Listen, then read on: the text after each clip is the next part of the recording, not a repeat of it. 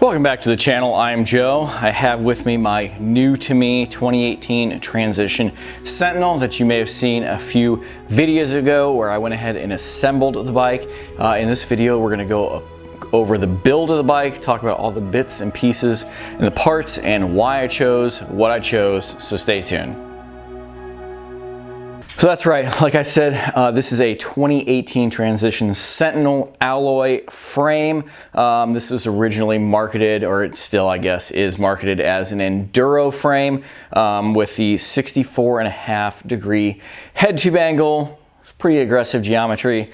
I don't know, it's my opinion that pretty much these days you have XC bikes, trail bikes, or some people have been calling them down country bikes with relatively aggressive geometry, and downhill bikes. So that's where we're at here. I originally bought this frame over the winter off of Pink Bike. It was just the frame with the rear shock. Somebody had stripped all the paint off of it and gave it a coat of rattle can clear coat. Wasn't great, but therefore it wasn't that expensive either. I was lucky enough, I had a good friend sandblast all of this. You will also see probably videos of me pressing in and out bearings, the linkage bearings, and that's why this was sandblasted and Cerakoted this nice flat satin black. Just a couple other things real quick with the frame. I went ahead and cut my own graphics on the Cricut. I got some nice, it's kind of some holographic black camo there on the down tube, and my own little Sentinel graphic here on the seat stay with the little 3 mountain logo. I use that in a lot of my logos across social media. Down below on the chainstay and up underneath the down tube that you can't really see, I have replaced all of the guarding, the protection, the plastic and rubber pieces. Transition's website is really great. They have pretty much every bike they've made, blown up parts diagrams, schematics, part numbers, torque specs, and if they don't have it listed, like say these pieces of protection weren't actually listed on the website, I sent them an email. A couple days later, they sent me an email back, said, yep, we have those. We've added them to a cart for you already. Click on this link, pay for it, and you are good to go. So I did that. They fit awesome. Obviously, I also got a new derailleur hanger because I figured let's just start fresh there. Starting up towards the front of the bike, RockShox Yari 160 mil fork. Bought that off Pink Bike used. It's been really great. I believe this version of the bike, although this has GX now, the NX spec came with a Yari fork, and I've been really extremely happy with it. I prefer this over the Fox 36 I had on my last bike, which again, you may have seen that video, the build video of my Norco hardtail. And side note, a lot of the parts on this bike came from that bike, like literally came from that bike. I swapped parts out, so if you hear me say, this is the same thing I had on my old bike, it's literally the same part. So threw my own graphics there on the fork, some nice gold vinyl RockShox Yari there. Really happy with the fork, been a good fork. While we're down at the fork, let's continue with wheels and tires. The front wheel is just a no frills specialized 29-inch wheel, 30 mil internal width aluminum wheel. Came with torque caps on the axle, which is a big reason I went with the RockShox fork instead of a Fox. Also, I wanted to try a better RockShox fork than I've had in the past. And with the Old Faithful Maxxis Minion DHF front tire, nothing special on the tire, just the standard EXO protection. Moving over to the brakes, I guess we'll start at the handlebars with the brakes. SRAM code RSC brakes, adjustability for reach and grab, 4-piston front and rear. Got these off of Facebook Marketplace, got a killer deal on those. I haven't had to trim the lines or bleed them or anything. The guy was also great and sent me a bunch of rotors. He sent me a bunch of hardware, brand new hardware in fact, matchmaker stuff, to mount the shifter to the brake bar lever clamp. I didn't actually end up using that just because it didn't really fit my ergonomics the way that I like, but I am running a 203 runner in the front and a 180 mil rotor in the rear.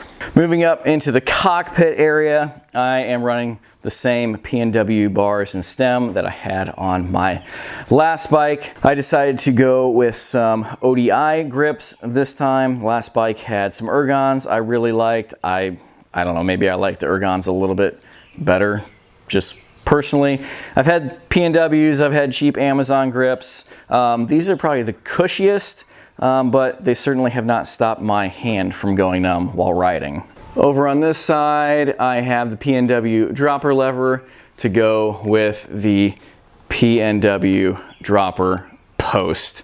Again, stuff that I had on my last bike. Rounding out the cockpit, I gave Cane Creek a call and ended up getting their 40 series headset. This frame did come with a headset, but it was really crusty, loose ball bearings. So got nice Cane Creek sealed ball bearings there. A couple carbon fiber head tube spacers, and let's move on towards the back of the bike. Up top, got a WTB Volt seat. It's the first one of their seats that I've had, just the steel railed version. 30 bucks, I don't think you can go wrong with that. Extremely happy with it. Got used to it very quickly, very comfortable, very durable. Down below, RockShox rear shock that this bike came with, and until right now, I really didn't realize that I don't know what the travel is on that. I don't really care. It does what it's supposed to do. It absorbs the bumps. It doesn't leak any air. It doesn't leak any oil, and it works fine for what I need it to, so I will probably leave well enough alone. All right, let's talk drivetrain, shall we? This is the same drivetrain, almost exact same. I changed, I don't know, I guess it depends on your definition of drivetrain. A couple parts over. GX drivetrain, GX crank, SRAM dub bottom bracket, 12-speed SRAM GX rear cassette. It's the 50 tooth, not the 52 tooth. And again, GX rear derailleur. I've had, let's see, I started out my last bike with Shimano XT. I have to admit, I think it was actually a smoother drivetrain, but I prefer how this functions, and I much prefer the ergonomics of their shifters. Speaking of shifter, same shifter I had on the last bike. This is the XO1 shifter. Went with this because it's got a little bit more aluminum than plastic, and the lever itself, the front lever, is adjustable. You can loosen this screw and then you can adjust the throw of it where it is going to come in contact with your thumb, and I really enjoy that. I originally went with the GX on the last bike because of, well, a couple things. Weight savings. There's a lot of aluminum instead of steel. This rear cassette is so much lighter than the NX. And I can say that because I've ridden NX before, and it feels lighter, coasts better, handles better. GX derailleur has more aluminum in it than steel. Sealed ball bearings on the guide pulleys instead of just like greased plastic. So that's fantastic.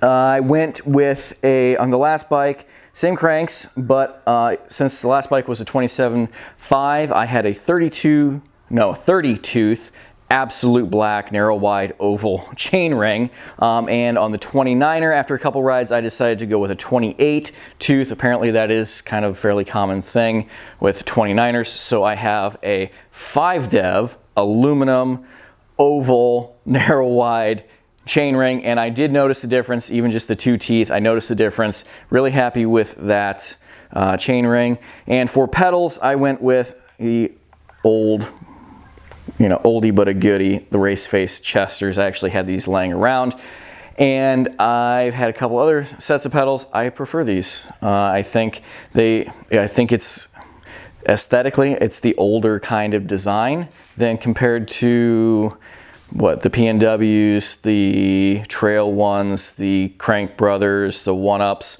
but they fit my shoe better, they fit my foot size better, I like where the pins are located as far as the grip goes. So they're teal. You can't really tell very well, but I think the teal with the black just looks really, really good, especially in person. Let's talk about rear wheel. I did run the matching rear wheel to the front, the Specialized rear wheel. It was fine. 3-pole, you know, just average wheel, but I have definitely become accustomed. I've run 2, 3 of these Bontrager wheels with the Rapid Drive 108 points of engagement 6-pole wheels, and they just engage so much better. I really, really like it.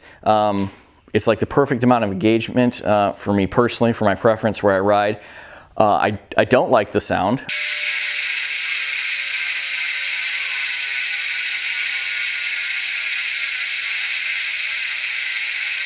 I will be honest, I don't like the sound at all. If money was no object, I would be riding an Onyx hub and be silent as I shred through the forest, but I need to put a little bit more grease on those poles, quiet that down a little bit more. But great wheel for what it costs. Gets delivered to your door if you want it delivered to your door. Comes with a warranty, sealed bearings, replaceable parts. You know, in my opinion, hard to beat for a wheel. Another thing, small thing that I forgot to mention, and it's hard to see down there though, Cane Creek preload adjuster on the Dub bottom bracket. That just takes up the slack width-wise of your cranks and stuff. The plastic ones that come with the SRAM cranks are absolute garbage, and I think it's like 20 bucks, all aluminum adjuster there. It's so much better. It's not perfect. Even with the blue Loctite, you still do every once in a while need to loosen that screw there, tighten, screw the adjuster in, add a little bit more preload, and then tighten that screw back down. But that has been, I really was like, I liked the GX cranks, I liked the weight and everything, the feel, but I thought I was gonna have to go a different route because that plastic adjuster was such garbage. And then I found that, so that is a must-have for any of these SRAM cranks. That pretty much wraps it up, gives you a real brief overview of the bike, what parts I used and why. And as I'm standing here, I forgot to tell you what rear tire I am using. I went with a Maxxis Aggressor on this build instead of the tried and true DHR, trying to get a little bit less rolling resistance. I also went with 2.3 width front and rear instead of a little bit wider width. I don't need the wider tire because it is the full suspension, so the hardtail, and truth be told, I am slow. I am slow rider, so I'm trying to keep from scrubbing off any speed that I can, but I really haven't noticed a loss of traction or anything, and I'm really happy with the rear tire. So there it is. It took a little bit of getting used to going from the 27.5 to the 29. Definitely can tell a difference. Of course, this bike's a little bit more aggressive with the geometry, like I said. That took a little bit of getting used to, but absolutely loving the build, loving how it came together, how it rides. It's a medium frame. If you're curious, I'm about 5'10", and I don't think I will be changing any of the parts in the near future. I may take the front fork off over the winter and take it over to my local bike shop and have them do a rebuild on it, some seals and stuff. I don't know the exact mileage and history on it, just so that it is in top-notch condition. And who knows, maybe they'd take a look at it and be like, this is perfectly fine. You don't need to do anything to it. So if you have any comments or questions, please feel free to put those down below. If you have detailed questions you want to talk to in length, email me, hawkeyeskunkworks@gmail.com. And if you are new to the channel, like and subscribe. This is what I do on the channel: DIY mountain bike stuff, DIY off-road stuff, and more bikes, more off-roading things coming to you in the very near future. So until the next video drops, thank you for watching, take care, goodbye.